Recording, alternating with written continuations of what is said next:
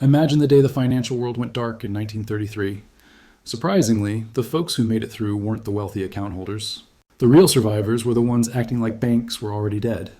Now consider this possibility. The standard history book narrative about that recovery is actually a fairy tale. It is a story built to keep you hooked on a fragile system that might implode at any moment. Let's rewind to a date often erased from the usual success stories, March 6, 1933. Franklin Roosevelt had only been president for 2 days when he pulled a move no leader had dared attempt. He shut down the entire national banking network. No exceptions, not just the failing branches, all of them. From the heavy hitters on Wall Street to the tiny rural vaults in Oklahoma, the United States financial grid went completely offline. A 4-day pause stretched into 9 long days. Picture waking up to find every dime you stashed away. Every deposited pay stub totally inaccessible behind locked steel gates. But schools skip over the wildest part of this story. Beneath the hero worship and New Deal propaganda lies a buried fact millions of folks barely batted an eye. It wasn't because they were sitting on piles of cash or buried gold. They barely reacted because they were already thriving in the system's blind spots, operating in the gray zones between the paper, economy, and reality. They grasped a dangerous concept we have since lost. They understood that staying alive has zero connection to figures in a bank book. I'm going to break down their methods. Forget the polished, patriotic, textbook version of American grit. We are talking about the raw mechanics, the human networks, and the shadow markets that actually put food on tables when the official machinery failed. I will also demonstrate why every power player, from Main Street lenders to the Fed, has spent 90 years hiding this blueprint from you. Independent people are impossible to control. Also, the crash did not begin in 1929. That is another fabrication. The rot started in 1927, but the euphoria blinded everyone. It felt like a gold rush. Stocks were doubling in value every 18 months. Average Joes from clerks to grocers were buying on margin, putting down just 10% and borrowing the rest. The strategy was basic. Leverage. Debt to buy shares. Watch the numbers climb, sell a bit, borrow more, double down. Your fortune skyrockets on paper. My granddad had a story about a Brooklyn neighbor, a printer named S. By 1928, this guy was bragging at the local pub that he had earned more trading in 6 months than he had in 6 years of hard labor. He bought a flashy new car, treated the family to beach trips, and planned for a second house. But none of it was tangible. It was just ink on a statement. A house of cards built on debt, reaching for the sky. It felt real, though. That is the ultimate con.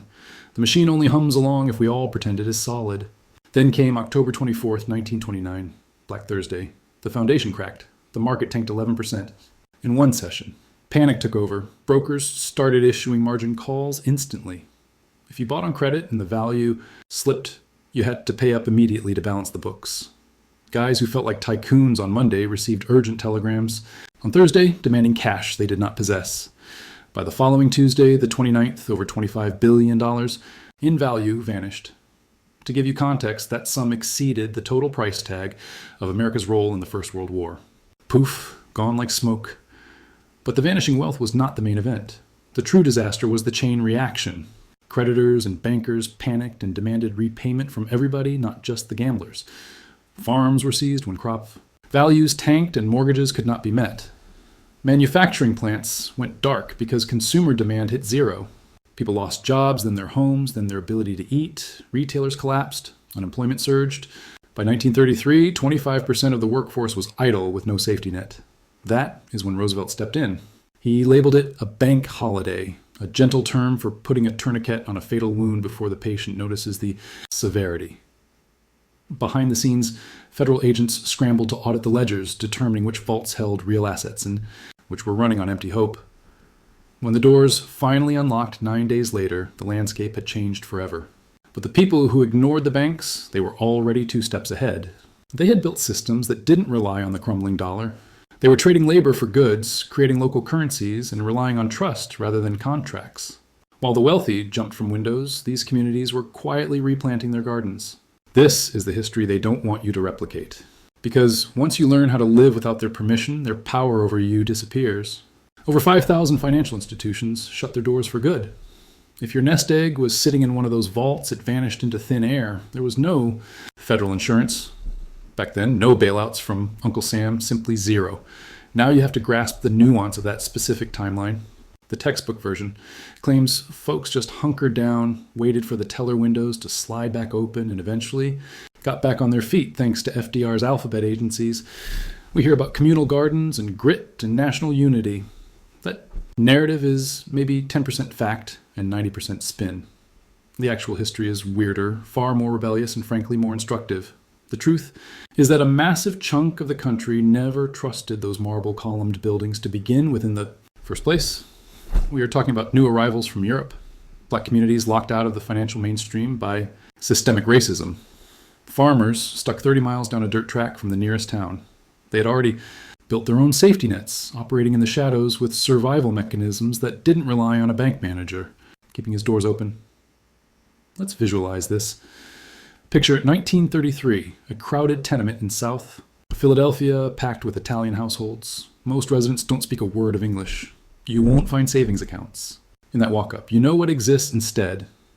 A rotating credit circle known as a Kumar. Every single week, a dozen families chip in $5. It might sound small, but that creates a pot of over $250 a month.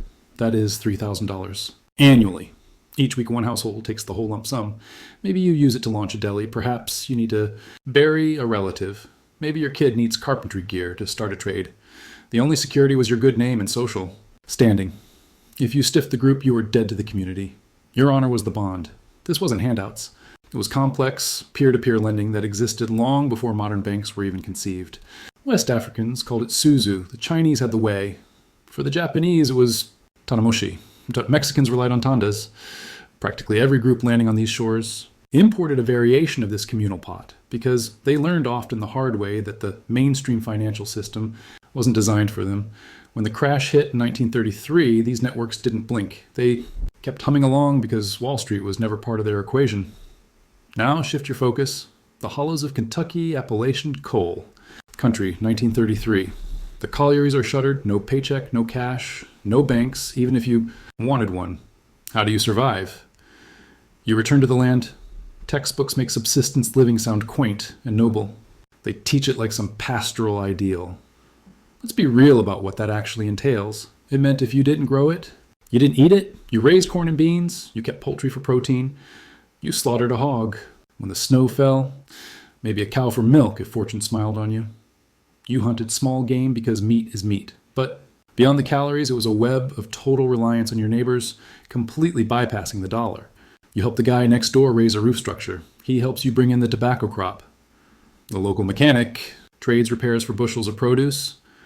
A midwife's expertise becomes more valuable than gold, especially when complications arise and the doctor is 40 miles of rough terrain away. These weren't backward folks reverting to the Stone Age. They were operating a high-level barter economy that functioned perfectly when the cash supply evaporated. There's a vital lesson here. The winners of the Depression weren't the people with the biggest pre-crash bank balances. They were the ones with tangible abilities and community ties outside the formal system. Take a factory. Worker in Detroit tightening the same bolt for 20 years on an assembly line. He got a paycheck on Friday and bought his bread at the market. When the economy seized up, he was defenseless. He couldn't grow food. He had no trade network. He was just a specialized gear and a broken engine. Compare him to a Mississippi farmer, a garment worker doing cash alterations, or a shade tree mechanic fixing engines in his yard. These people possessed versatile talents and knew how to navigate the gray market. They were already comfortable operating on the fringe. When the mainstream collapsed, they just leaned harder into the informal sector. Let's address the concept of currency itself. This is where history gets bizarre. Between 1930 and 1933, countless towns didn't wait for the Fed. They started issuing their own cash. Not fake money. They printed legal tender known as scrip because actual dollars had vanished from circulation, cash floating around the nation. Federal authorities clamped down so hard on the supply that even if you possessed the desire to trade the physical dollars, simply didn't exist. Over in Tenino, Washington, the town business leaders got inventive, literally printing legal tender on wooden slabs. Shopkeepers took them. Workers accepted wages in wood. The system functioned purely on local trust. Then you had Iowa, where a guy named Charles Zylstra rolled out stamp scrip. The back of these bills had grids for stamps. Every single week, the holder had to purchase a 2-cent stamp to keep the currency valid. Sounds nuts, right? But it was genius. It penalized hoarding. It forced cash to circulate rapidly, which is exactly what keeps an economic engine running. In just a few months, over 200 cities adopted this scrip. The national government loathed it, just absolute hatred. The reason currency equals authority. When towns start minting their own medium of exchange, they hijack power reserved for the Federal Reserve and central banks. By 1933, new legislation effectively outlawed these homegrown currencies. They crushed the scrip experiments, herding the population back to the greenback and total reliance on the official grid. There's a lesson here. The establishment doesn't just ask for your participation, it demands your dependency. Any group that can survive financially without the central banking IV drip is a group that cannot be manipulated by interest rate hikes or credit crunches. That is a nightmare scenario for those who rule by controlling the capital pipelines. Let's zoom in on a real-life example. 1934, Queens, New York, meet Rose Mancini. She's a widow. Her husband passed in 1931, just before the bottom fell out. She has 3 mouths to feed, 0 savings in the bank because she never trusted them anyway, 0 employment prospects. This is her survival guide. She lets 2 boarders stay in her spare rooms, brings in a few bucks weekly. It is modest, but it helps. She raises chickens out back, technically against city code, but half the block is doing it, and the police have bigger fires to put out. That means eggs to eat and eggs to swap. She is also a seamstress. She repairs anything, turns old drapes into dresses, refits a worn-out adult coat for a growing kid. She barters that labor for food with the local Italian grocer. His wife cannot sew a stitch, but he has access to wholesale produce. It is a win-win. Rose's sister is married to a municipal worker. He barely held on to his job, but that paycheck is consistent. He slips Rose some cash monthly. It isn't charity. It is an unwritten contract. If he needs help or a place to stash his kids for a week, Rose steps up. The family acts as its own insurance corporation. Her eldest boy, 16, ought to be in class, but he is wrenching at a garage under the table, paid strictly in paper, maybe $3 a week, maybe 0. Every cent goes to his mom. This is how millions of households actually made it through. Not just via federal relief, though, that played a role. Not just because banks open their doors again. They survive via intricate networks of favors, trading goods, and raw grit. The real question is, why is this virtually impossible today? What shifted between 1935 and now that rendered us so addicted to the official system that opting out feels like a death sentence? Part of the answer is that the system adapted. Following the Depression and World War II, the U.S. economy was re-engineered to wipe out the gray zones where informal trade thrived. Rigid zoning codes banned backyard livestock. Running a side hustle from your living room became illegal. Business licenses made small-scale informal entrepreneurship too costly and complex to bother with. Having a bank account became non-negotiable. Good luck getting hired without direct deposit today or signing a lease without a credit score. Suburbia was architected to destroy self-sufficiency. You got massive lawns of decorative grass rather than vegetable plots. Houses isolated from one another. No mixed zones where you could stroll to the butcher or a baker. Life demanded a vehicle. Cars guzzle gas. Gas costs money. Money demands a corporate job. The cage closed around us so gradually we didn't notice. By the 1950s, the FDIC insured bank deposits. This was sold as protection for the little guy, and sure, it stopped you from losing your savings in a crash, but it also cemented your reliance. Why stash cash in a mattress when the bank is government-backed? Why build strong neighborhood bonds when you can just swipe a credit card for emergencies? Every safety measure the government provided was a golden handcuff. Tethered. You couldn't see the chains, but they were unbreakable. Let me let you in on the ultimate secret. The Great Crash could have been fixed. It wouldn't have been fast or easy, but the solution lay in the very tools that kept folks alive. I'm talking about neighborhood trade, swapping goods, helping hands, and learning trades. The New Deal didn't actually stop the bleeding. World War II stopped it by shifting factories into overdrive and giving everyone a paycheck. However, that total mobilization had a steep price tag. It finished the job of hooking Americans on massive systems, giant companies, big government, and megabanks. Prior to the conflict, this country was full of family farms and mom-and-pop operations. Afterwards, Big Ag took over. Before the fighting, we made things locally. Later, everything got swallowed by conglomerates. Back in the day, you were your own boss, or you knew the guy signing your check. Later, you became a cog in a wheel for invisible shareholders you'd never meet. Bit by bit, we lost our ability to stand on our own 2 feet. So why does this history lesson matter today? What is the takeaway for someone sitting here right now sweating about whether the banks will hold up in 2025? I'm not suggesting you stuff your mattress with cash or hoard gold bars. That is just paranoid fiction. I have a more radical idea. Forge your alliances today before the sky falls. Figure out who nearby can repair a sink plant, a garden, or build furniture. Trade your own talents with them. Move beyond the polite nod at the mailbox and build real useful connections. Get your hands dirty. Plant some basil on the sill if that is all you have space for. You won't live off it, but understanding the cycle of growth is a currency all its own. Cut the cord wherever possible. Stash a little paper money in a safe spot. You don't need a fortune, just enough to grab groceries if the digital grid goes down for 7 days. Master the kitchen, using raw ingredients, not microwave boxes or takeout apps. This isn't doomsday prep. It is about bouncing back. It is about having a plan B when plan A implodes. Locate your tribe. Those safety nets during the 30s didn't just pop up when the vaults locked. They were already there, rooted in family block parties, congregations, and labor halls. Where do you fit in? Who picks up the phone when 911 isn't answering?